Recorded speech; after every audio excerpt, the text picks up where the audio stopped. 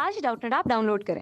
Doubtnut पर अपने सभी गणित, रसायन विज्ञान, भौतिक विज्ञान और जीव विज्ञान के डाउट्स का करो सफाया। बस प्रश्न की फोटो खींचो, एक ही प्रश्न को क्रॉप करो और तुरंत वीडियो सोल्यूशन पाओ। अभी डाउनलोड करें। हेलो दोस्तों, हमारे पास एक प्रश्न है। डफलर प्रभाव लागू होता है। इनके वैकल्पिक उत्तर दिए गए हैं।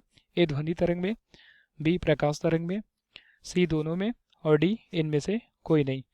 तो आइए हम पहले समझते हैं डफलर प्रभाव होता क्या है और ये किस सिद्धांत पर और किस तरंग द्वारा या किस तरंगों में कार्य करता है।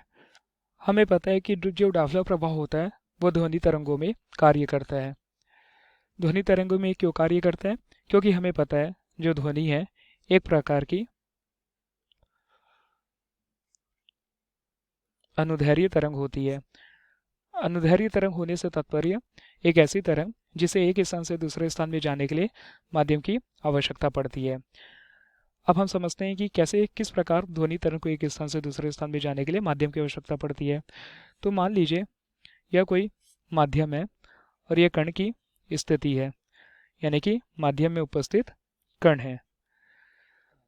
तो ध्वनि तरंग इस कण के द्वारा अपने माध्यम को बनाती है और एक स्थान से दूसरे स्थान में जाने का प्रयास करती है या जाती है। कैसे जाती है? मान लीजिए कोई माध्यम है OXY। तो अनुदैर्ध्य तरंग का होने का तात्पर्य एक ऐसी तरंग जो कणों के संपीड़न या विंडन द्वारा बनती है। यानी कि कणों के संपीड़न मतलब मान लीजिए ये तरंग है और इन तरंग की जो दिशा है वह तरंग संचरण की दिशा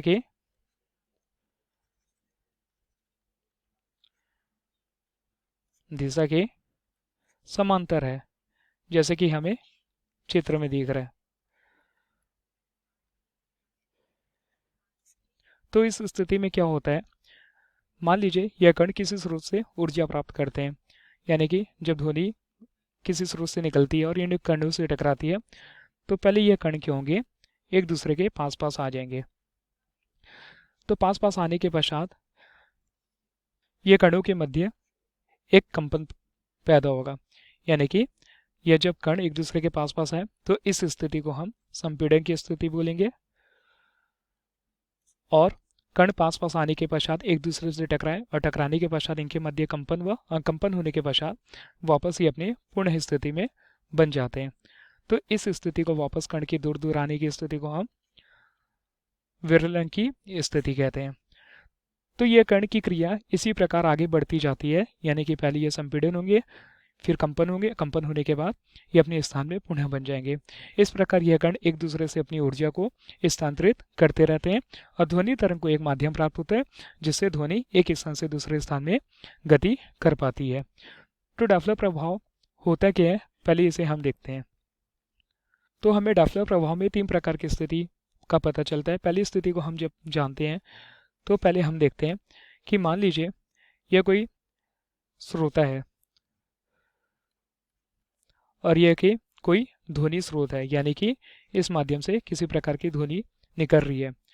तो जब श्रोता की गति की दिशा और ध्वनि की गति की दिशा एक दूसरे के विपरीत होती है, यानी कि ये दोनों एक दूसरे के पास पास आते हैं, तो श्रोता को ध्वनि की आवृत्ति बढ़ी हुई दिखाई देती है। यानी कि श्रोता को ध्वनि की जो आवृत्ति होगी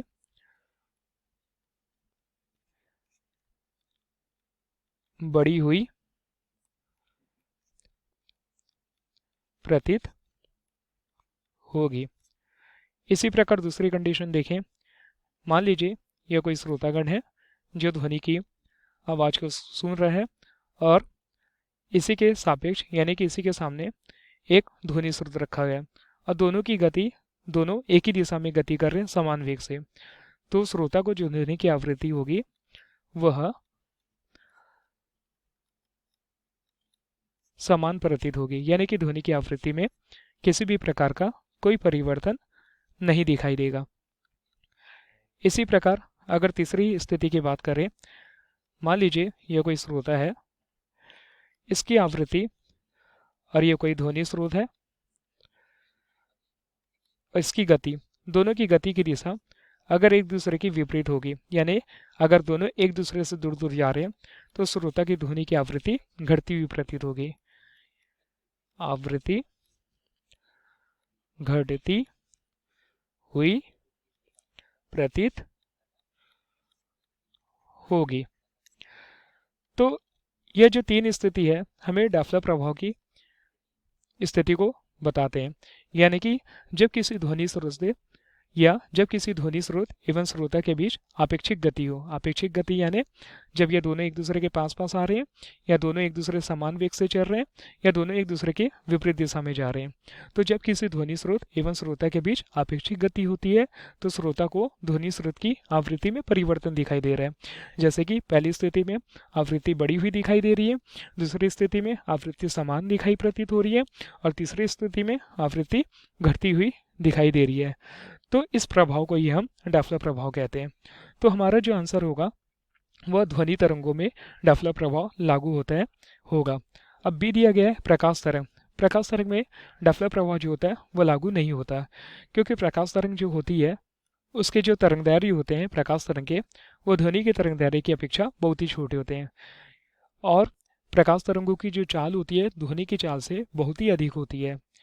तो इस कारण डॉप्लर प्रभाव जो होता है वो केवल और केवल ध्वनि पर लागू होता है, क्योंकि ध्वनि तरंगों पर आवृत्ति बढ़ती हुई घटती हुई या समान प्रतीत हो सकती है, लेकिन प्रकाश तरंग की चाल अधिक होने के कारण इसकी आवृत्ति में चाहे हम सापेक्ष गति करें या अपेक्षिक गति करें, इसके तरंगदैर्घ्य बहुत छोटे होने के कारण, गति व चाल अधिक होने के कारण इसकी आवृत्ति में हमें कभी भी किसी भी प्रकार का कोई परिवर्तन दिखाई नहीं देगा। इसलिए डॉप्लर प्रभाव जो है वो ध्वनि तरंग में लागू होगा, न कि प्रकाश तरंग में। अर्थात हमारा विकल्प ए सही होगा, बी गलत, सी गलत व डी गलत होगा। धन्यवाद। कक्षा 6वीं से 12वीं से लेकर नीट, IIT, JEE वो एडवांस के लेवल तक 1 करोड़ से ज़्यादा छात्रों का भरोसा। आज ही डाउनलोड करें डाउटनेट ऐप या व्हाट्सएप करें अपने सारे डाउट्स 8400 400 400 पर।